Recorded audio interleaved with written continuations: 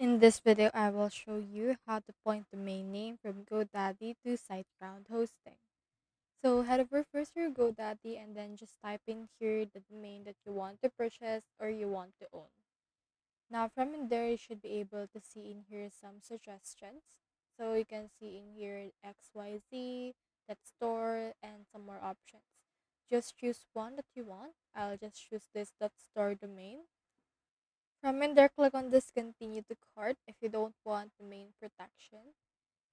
From in there, just purchase the domain that you want to use for this case. And then once you have purchased it, you can head over right here to world.siteground.com.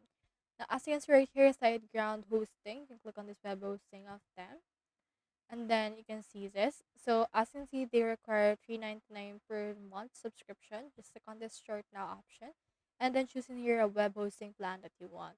So since you already have a domain from GoDaddy, you can just choose in here one website if you only plan to use one, or you can use this one if you want unlimited website.